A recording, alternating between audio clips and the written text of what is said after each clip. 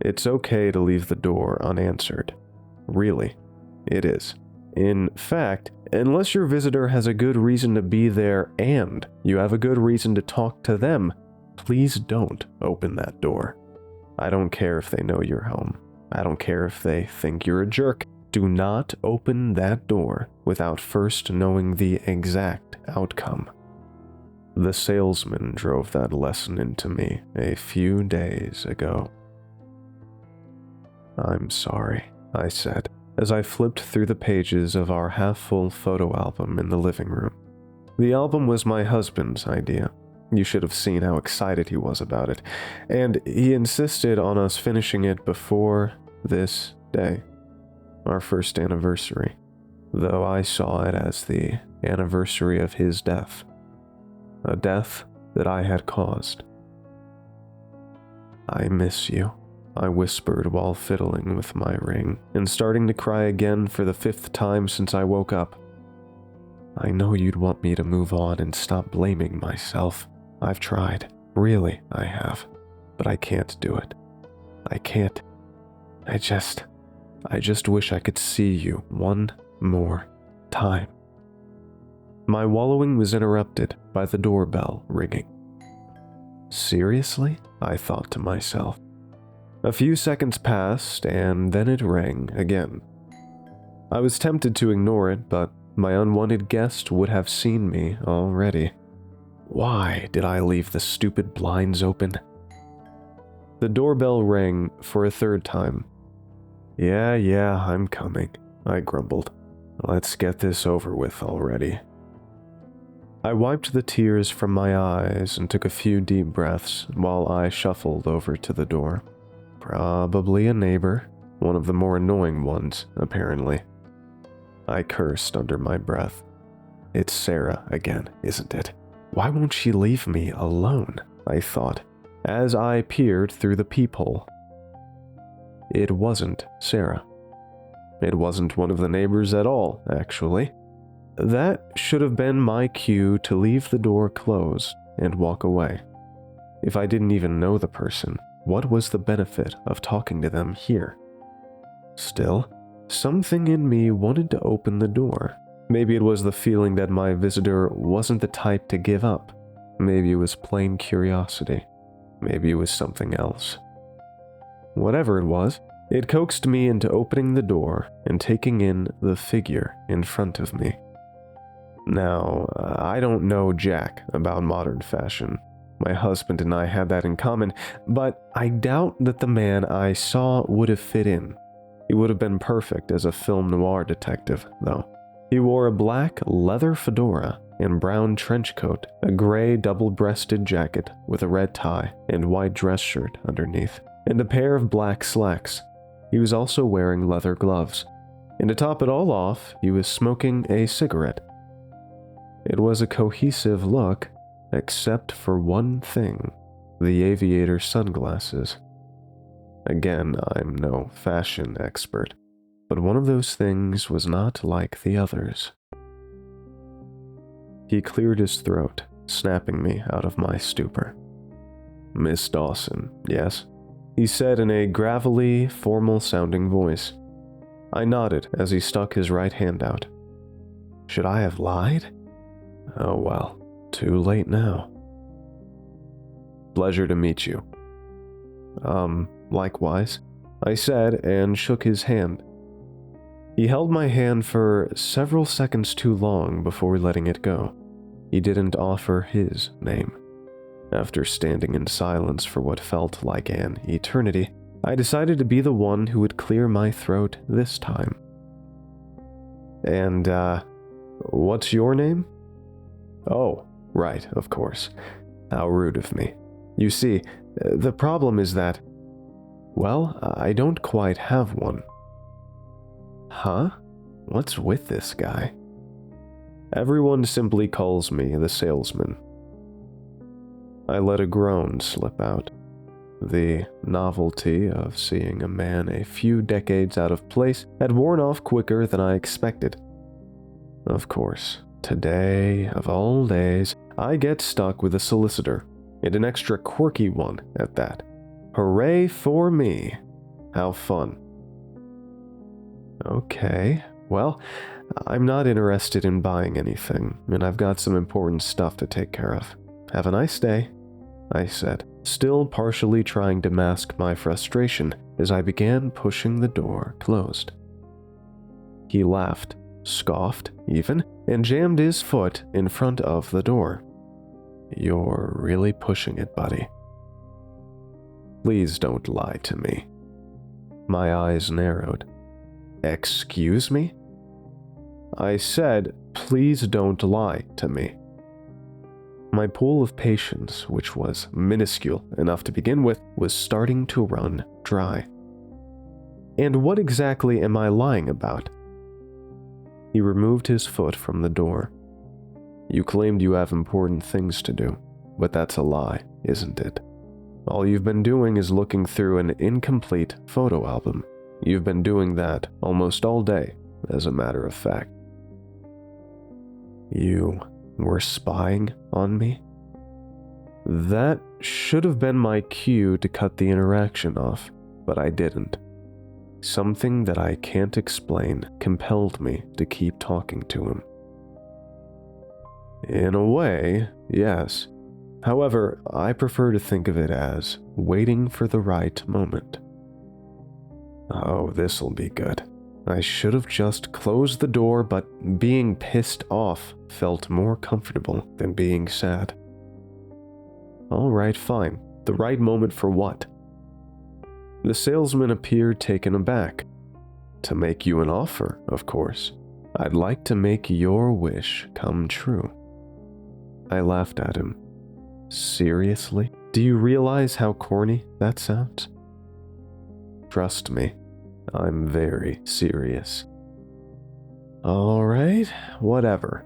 I'll take the bait. And what wish is that? A smile that was both malevolent and caring crossed his face. I just wish I could see you one more time. The casual yet mildly perturbed demeanor I had been trying to uphold slipped. What did you say?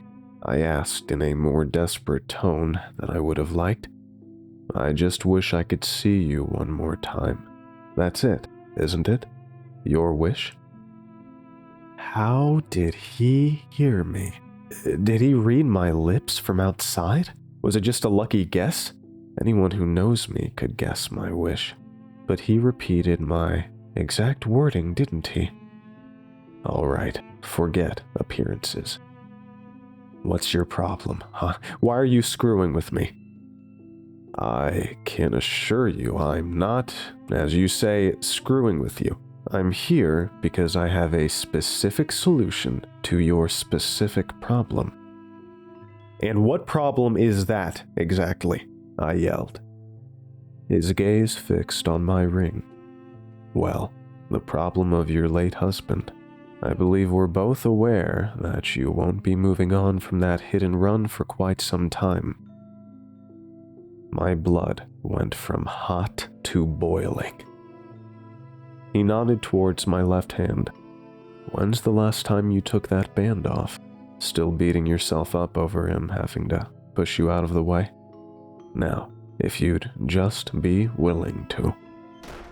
I slammed the door in his face. I slammed it so hard I thought I might launch it through the frame. I muttered something about the man that would horrify my parents. There was something wrong with the salesman, really wrong. Even ignoring the fact that he knew my wish plus the exact wording I used, it felt like he truly knew me. I locked the door and looked out the window, praying he'd be gone. He was. That's the last of that, then.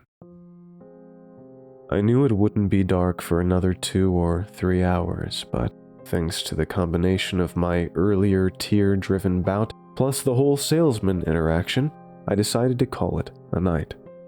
After brushing my teeth, I headed to my room and closed the door.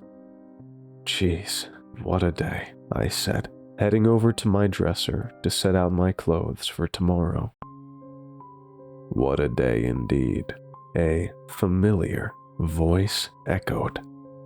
I spun around to face the intruder, the salesman. How did he get in here? And why didn't I hear anything? Sorry, miss. I took the liberty of letting myself in. I glanced towards the bedroom door, still closed. You could hear that creaky thing if it opened so much as an inch. So how? It was like he spawned directly into my room. Following my gaze, he said, "Please, don't waste your time trying to figure it out. It's not worth explaining." He was right. This wasn't the time to worry about it. Besides, I could give it some more thought after chasing him out of the house with a few broken ribs and a cracked skull. He appeared unarmed, but I wouldn't let that hold me back from taking a good swing or two with the bat waiting at the foot of my bed. It was standing against the leg on my side, so he couldn't see it from his position. I had another one beside the front door. Not that it would do me much good here. Plus, dual-wielding bats seemed scarily inefficient. I would have preferred to call the police, but I didn't know if he had a gun or knife on him. Charging him and landing a swing or two seemed like a safer option than reaching for my cell phone. Plus, he was blocking the only exit, so there wasn't anywhere to run while I waited for the cops to show up. Keep him talking and inch towards the bed, act like I'm just sitting down, then rush him. Again, apologies for the intrusion. I couldn't help but feel like our earlier conversation was cut short. You never did give me an answer on my offer. Okay, I'll humor him. Anything to keep him distracted. Yeah, sorry about that. You kind of pissed me off, is all. He shrugged. Okay, I know your offer. So what do you want in return? My soul, or something? I said as I rolled my eyes and added a chuckle for effect. He laughed. Of course not. Don't be ridiculous. All I want is a keepsake. Fair enough, I guess. What kind of keepsake? I asked while I meandered toward my bed. It's nothing to worry about. I'm sure you won't protest. That depends on the item, doesn't it? I might have a bit of a problem with your choice. He nodded in agreement. I suppose so, though that's not what I meant. What did you mean, then? I closed my hand around the bat. I was sure the metal would feel great against his skull.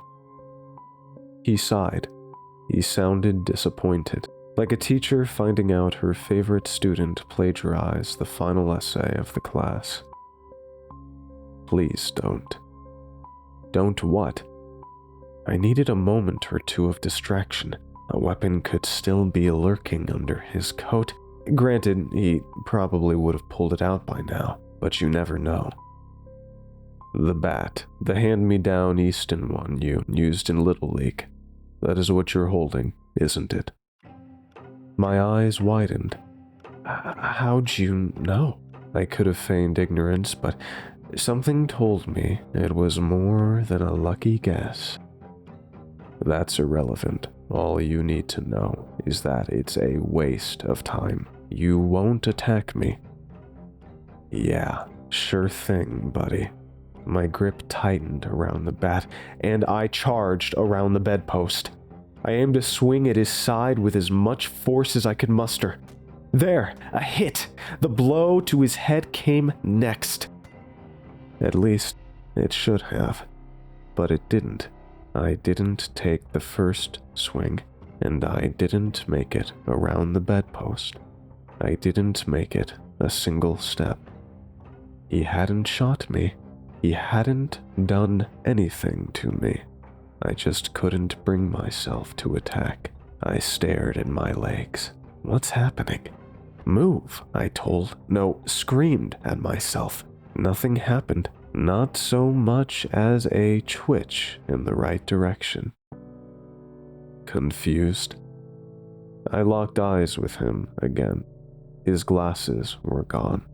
His eyes, something was wrong with them. It took a bit to pinpoint, but I eventually realized they looked animalistic. Yeah, that was it. In the slots where his human eyes should be, I gazed into the flame orange eyes of an animal. That was the best description I could come up with. Wondering what the deal is? I nodded. Here's the deal, Helen. What happened to that formality he seemed so intent on preserving? I won't waste your time explaining the mechanics of the whole being unable to move thing. Heck, I don't understand it myself yet. All I know is that you can't attack me. He was right. No matter how hard I tried, I physically could not make a move towards him. All right, then, let's get on with it. He began removing his glove, the one on his left hand this time. There's someone else I'm hoping to meet tonight, so I need to get moving. I doubt he'll be interested in opening his door after dark. His glove was fully off now, so he reached his hand in my direction. There was something off about it, though. It was much more egregious than the problem with the eyes. The hand looked like he had put it in a furnace, counted to 30, then put it back in and counted to 50. Patches of black hair were growing over it haphazardly, almost like he had started surgically attaching it, only to stop halfway through the process. Despite the burns, the skin was not only present but thick and paw-like. So, your wish. You wanted to see your husband again, didn't you? Have a chance to apologize, make things right? Personally, I think it's a pretty laughable thing to blame yourself for, but whatever. Let's get on with it. I shuffled towards him with a will that wasn't my own, leaving the bat behind. The hand was all my body seemed to care about. Shake his hand. The single command is what my body followed. My mind was free to run wild, though. What are you doing? Stop! Get a grip, will you? It was pointless. No matter what I shouted, I could not prevent myself from advancing. After what felt like more than an eternity, but less than a nanosecond, I reached handshaking distance. I looked, or rather my body forced me to look up at him. That sinister smile from earlier is back, but there wasn't even a semblance of kindness in it this time. Your wish in exchange for a keepsake. Consider it a deal. He grabbed my hand and gave it a firm shake. I started to lose consciousness. The last thing I thought before I blacked out was that I never should have opened that door. My eyes shot open and my body rocketed into a sitting position, sweat pouring down my head and falling onto my bed. I thought of last night. I thought of the salesman. A dream? I considered it. No, there's no way. That was way too real. I've had chronic nightmares for years, and they are always wild and scary adventures with little to no basis in reality. This was different, not a dream.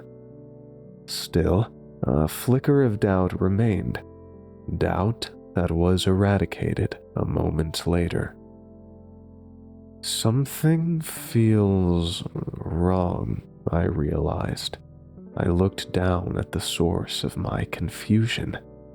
My left hand. My ring was gone. But before I could reflect on that, someone rang the doorbell. Your wish in exchange for a keepsake. Wasn't that what the salesman had said? Despite my internal protests, my mind and body filled with hope that sidestepped the walking red flag known as the salesman. I sprang from my bed and rushed to the door. Let it be him, please. Let it be him, I pleaded. I bolted down the hallway and reached the door quicker than any Olympic runner ever could. I threw it open. I was standing face to face with my husband. Hi, Helen. The previous day's crying bouts couldn't even compare to this one. He tried to say something else, but I threw my arms around him before the words could leave his mouth.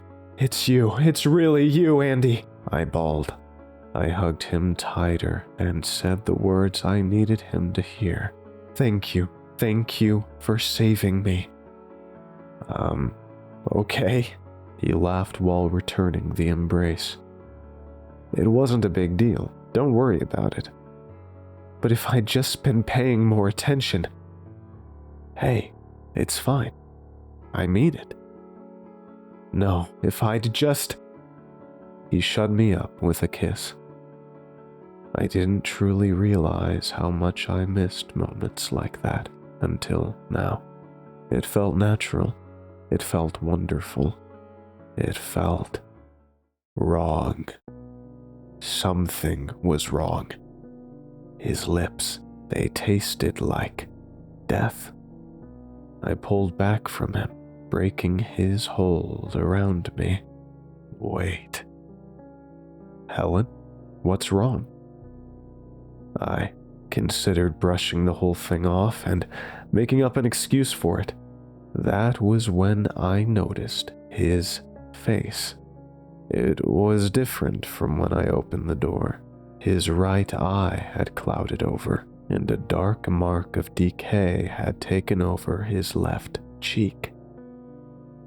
Andy, I say, my voice beginning to tremble. It's my breath, isn't it? I knew I should have checked it before knocking. I barely registered his comment. Andy, what's happening? What's happening? The mark on his cheek was spreading. It had taken over the left side of his face and was encroaching on the right. And his hair, it had gone from dark brown to light gray. What do you mean? Helen, are you feeling okay? This can't be happening. Stop.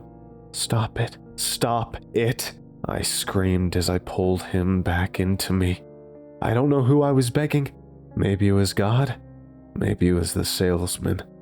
Maybe it was no one. Honey, you're scaring me. Now, his voice had started decaying too. It was getting more hoarse by the second. What's wrong? I felt the cold touch of his bony fingers on my cheek. You can tell me. You know I'm always here for you. We promised to do that for each other, right?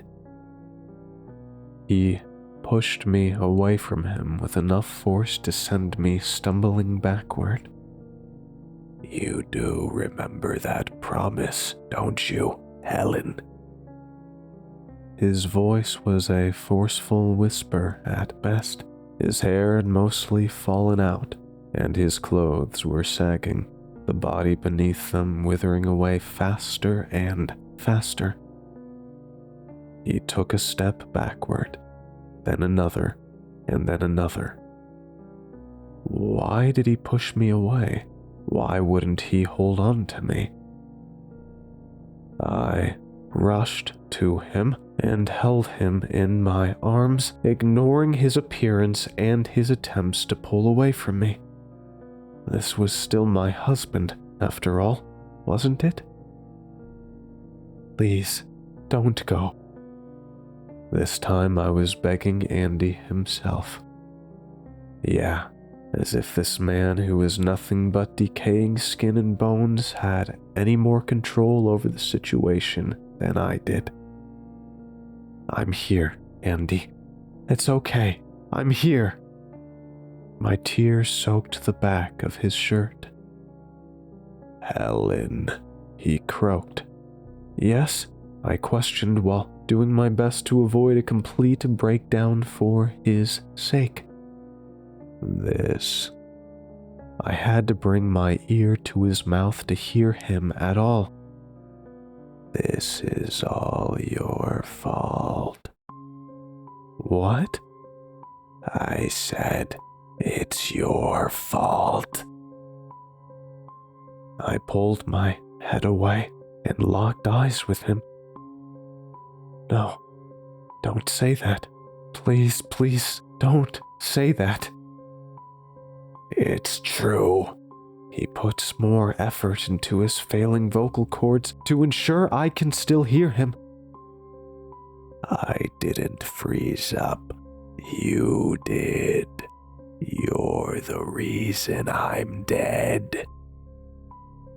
I didn't know what to say. What could I say? His breath whistled out of his shrinking lungs. He was struggling to breathe. "No, that wasn't it. You never should have opened that door." He laughed. His laugh got louder and louder, even after his body shouldn't have been able to produce any noise at all. And maybe I was hearing things, but at that moment, his laugh sounded just like the salesman's.